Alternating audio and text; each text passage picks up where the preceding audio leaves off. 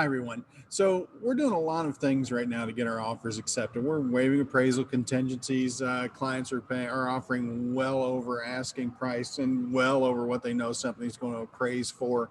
Um, Another thing that's happening is people are offering an appraisal shortfall coverage. I've seen a lot of brokers and a lot of agents have written things to cover this. It's something as simple as buyer agrees to pay $10,000 over any short appraisal or any low appraisal or anything like that. Um, the problem comes in when the appraisal comes in more than whatever you offered low. So let's say we got $100,000 house. We've got the offer in for $100,000. We want to offer $10,000 over any low appraisal. The appraisal comes in at one or at $90,000. We're fine. Everything moves forward. It's a done deal. We just keep moving. But if it comes in at $89,000, well, now we have an issue, right? The buyer's like, well, we're going to get it for 99, and the seller's like, I'm not selling it for 89 or for $99,000. So that's where the problem lies. Is no one has agreed. Well, the seller has not ever agreed in the contract or in your verbiage to pay, to sell the house for less. So that's the problem that I believe brought them to write this. I think it's a good addition to the addendum. And what I'm going to do is I'm going to share it to you right now. And we're just going to read through it. So here it is. It's the appraisal shortfall. It starts on line 37, goes through line 44. Be sure to get your clients to initial it. The stuff above it on the additional clauses addendum didn't change. It just changed in spacing a little bit, so it falls in place a little better. So here we go. In the event the premises fail to appraise for at least the purchase price in any appraisal required by a lender. Makes sense, right? That's how the contract reads on everything else on the rest of the waiver of the appraisal. So that just makes sense. Um, the buyer agrees that the buyer shall submit additional funds in U.S. currency or financing in an amount equal to the difference between the appraised value and the purchase price. So they're either going to bring more cash to the table, or they're going to convince their lender to go ahead and give them more money against the property. That's typically not going to happen, at least in this market.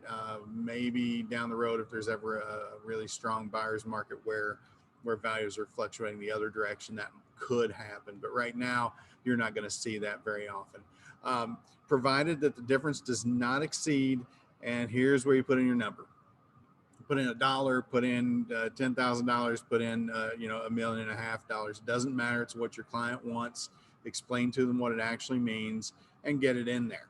Then the buyer and seller agree that the difference between the appraised value and the purchase price exceeds the amount of money set forth in line 40, your $1 or your $1.5 million. The seller is not obligated to lower the purchase price, and buyer has 5 days after notice of appraised value to cancel this contract and receive a return of the earnest money, or the appraisal contingency shall be waived. So they get their 5 days to make a decision. If they don't decide, no decision is deciding that it gets waived, and they keep moving forward. So be sure you do, cancel in writing. And I would use I don't know what I would use off the top of my head. I'd have to think about that. Call me and we can talk about it if it comes up. Unless otherwise prohibited by federal law. And that's the catch-all that gets us for the FHA and VA, with the amendatory clause and the VA escape clause. There's nothing we can do when something comes in low with an FHA or VA. They're going to get their earnest money back pretty much no matter how this goes down, unless they wait till 3 days before and you can cure them on something else. But then you're going to end up with a financing section that's wrong. So there's a lot of options that they have. Just keep that in mind when you're working with FHA and VA buyers. Okay, it's not saying not to work with them. Just know that that's an issue. If you have questions about this, want to talk about it, if you're a JKer, you're going to hit me up on the Facebook group. If not, you can reach me at 602-400-4376. I'd be glad to talk with you about it. I think it's a good addition to the form. I think it's a good form to start with, and this is a nice, solid addition, and it's going to save us all some grief.